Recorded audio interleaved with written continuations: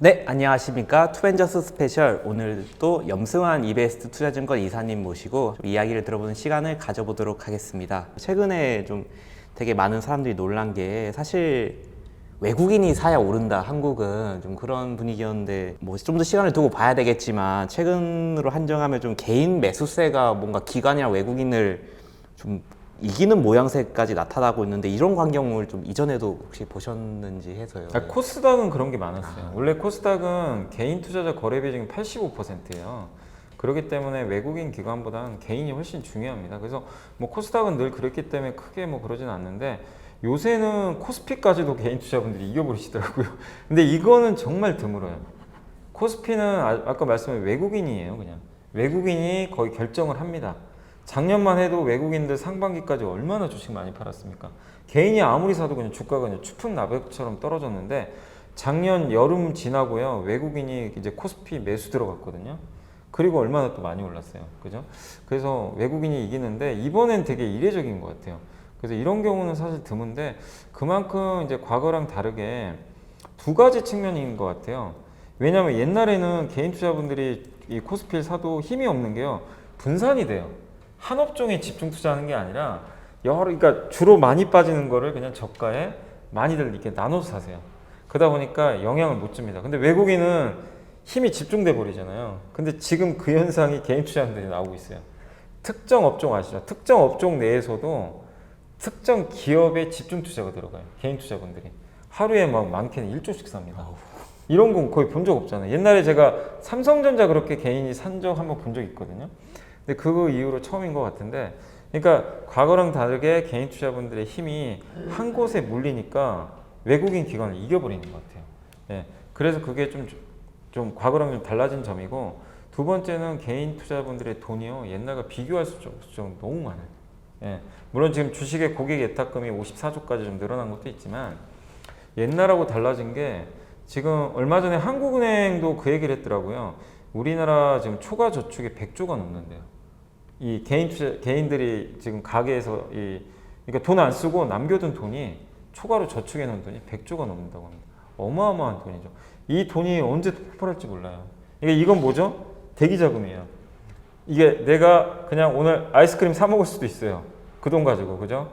아니면 내가 뭐 일본 엔화를 살 수도 있고 부동산 투자할 수도 있고 선택이거든요. 아니 예금 넣을 수도 있는데 지금 이 개인 투자분들의 많은 부분들이 그 초과 저축의 일부를 주식 쪽으로 그것도 특정 업종에 좀 들어가고 있는 게 아닌가 그런 좀 생각이 듭니다. 그래서 과거랑 좀 달라진 점은 방금 말씀드린 그 두 가지 개인의 돈이 과거랑 비교할 수 없을 정도로 여유 자금이 되게 많은 상태에서 특정 업종 쏠림이 굉장히 심해지면서 이런 외국인을 능가하는 그런 모습들이 좀 나오고 있다 이렇게 좀 말씀드리겠습니다. 촬영일로는 7월 26일인데요. 이제 오늘 같은 경우만 해도 사실 2차전지 산업은 올랐지만 나머지 오히려 뭐 되게 좀 실적도 잘 나오고 좀 우량하고 괜찮은 기업들은 주가는 오히려 또 그런 좀 수급이 몰리면서 좀 떨어지는 모양새로 나타났잖아요. 그럼 좀 이런 상황은 오히려 어떻게 좀 지혜롭게 활용할 수 있을까요?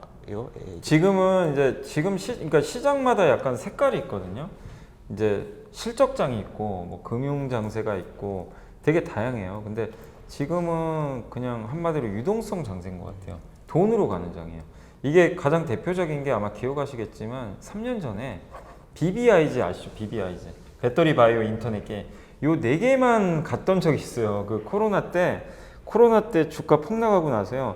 주가가 이렇게 V자로 오르는데 그때 몇 달간 반도체는 완전 죽쓰고 있었어요. 삼성 하이닉스 가지도 않았고요.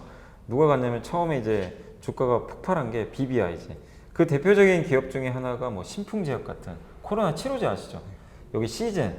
예. 그때 바이오. 근데 또 그때 코스닥에 뭐 에코프로 BM도 그렇고 2차전지도 뜨거웠어요. 그때. 그리고 게임주 인터넷. 그때 뭐죠? 이 회사들의 펀더멘탈보다는 수급이 쏠려가지고 유동성으로 그냥 폭발해 버렸거든요. 근데 지금 장도 좀 비슷한 것 같아요.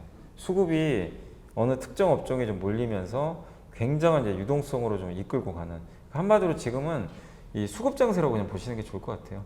물론 기업들의 실적도 좋고 한데 지금 실적 좋은 기업들도요 그냥 주가가 폭락하는 경우도 허다합니다. 왜냐하면 시장의 수급은 이렇게 어느 정도 돈은 한정돼 있는데 이 돈이요 어딜 선택하느냐에 따라 틀려요. 야, 너 돈 많이 벌었어? 너 실적 좋아? 그래.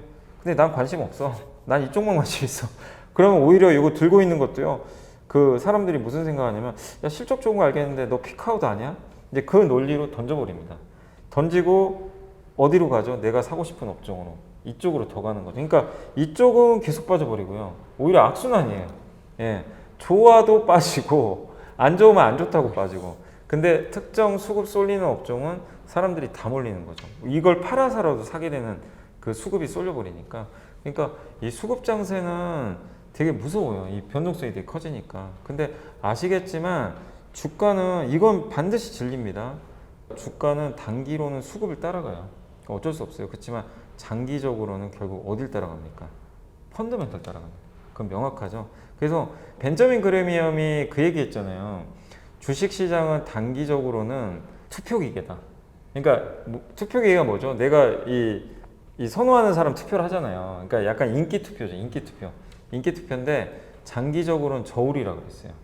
예. 그러니까 이 회사의 가치를 재은 저울대로 이 회사를 딱 평가를 해서 야, 얘는 이 정도야. 그럼 그거 결국엔 따라가는 거거든요.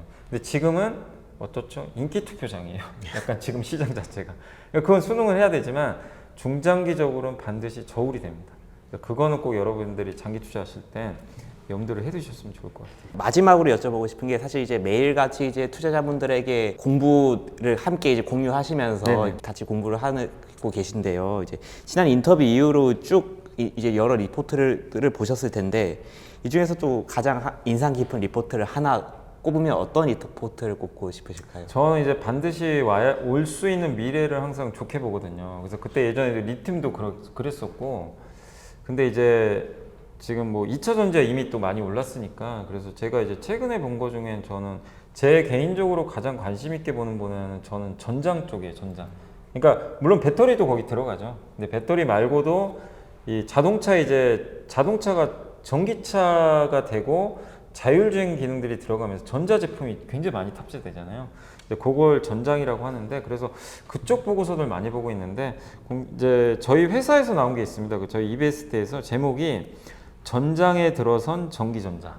요건데 한마디로 이제 자동차 시장 산업 내에서 전자부품 시장이 굉장히 앞으로 커질 거다라는 그런 분석 보고서고, 제가 이거 보면서 좀 놀랬던 부분이 어디냐면 지금 스마트폰 산업은 역성장하는 거 아시죠? 계속 안 좋잖아요. 그래서 스마트폰 관련된 부품사 투자하면 굉장히 어려워요.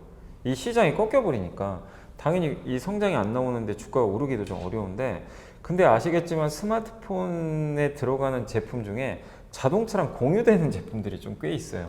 뭐가 있죠? 반도체, MLCC, 예, 그것도 있고 카메라 대표적으로. 그죠? 왜냐면 자동차에 들어가니까. 근데 제가 읽다가 놀란 게 올해부터요, 자동차 전장 부품 시장이 이 스마트폰 부품 시장을 추월할 거예요.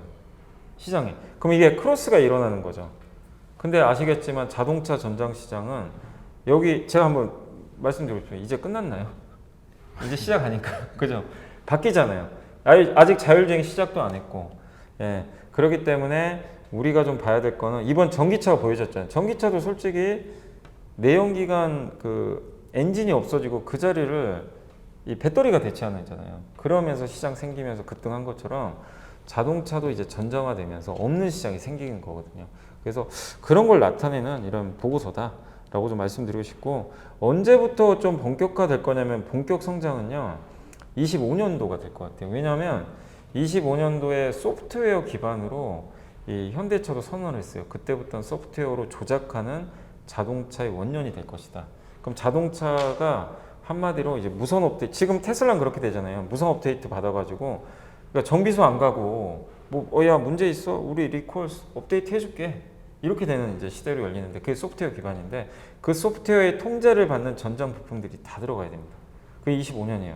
25년이면 자동차는요 지금부터 수주가 들어가야 돼요. 그래야 그 준비해서 25년에 차가 나오거든요. 그래서 이제 저는 자동차 전장 부품을 계속 관심 있게 좀 봐야 된다. 그래서 그 대표적인 분야로 자동차 전장 쪽에서는 카메라 개수 많아지니까, 또 MLCC, 또 한 가지가 뭐 반도체도 당연히 들어갈 거고, 또 기판 중에 플립칩 BGA라는 기판이 있어요. 이 기판이 자동차에 들어갑니다. 예, 그래서 그쪽도 한번 공부해 보시고, 또 역시 자동차 아까 제가 말씀드린 대로 소프트웨어 중요해진다 그랬잖아요. 현대차 그룹 중에 그 현대 오토웨이버가 소프트웨어 담당하거든요. 그래서 부품사 중에서도 전장 부품을 담당하는 뭐 예를 들면 모터도 있을 거고. 그래서 저도 개인적으로 LG전자가 지금 그쪽 사업 하고 있죠. 예, 그래서 그런 기업들을 요새 주가 좀 안 좋아요. 사실 이제 2차 전지 기세 다 눌려가지고 주가 다 빠지거든요. 근데 오히려 기회다. 네, 그죠. 왜냐면 이쪽 펀더멘털은 오히려 좋아지는데 주가는 빠지고 있으니까 수급 때문에. 그래서 한번 이 성장에 동의하신다면 저희 당사에 있는 그 아까 말씀드린 전장에 들어선 전기전자 이 보고서도 읽어보시면서 전장 부품 시장의 한번 미래도 한번 그림을 그려보시면 나중에 지금은 아니더라도 뭐 내년 내후년쯤에는 뭐 지금보다는 좋은 결과가 또 있지 않을까라고 말씀드리겠습니다.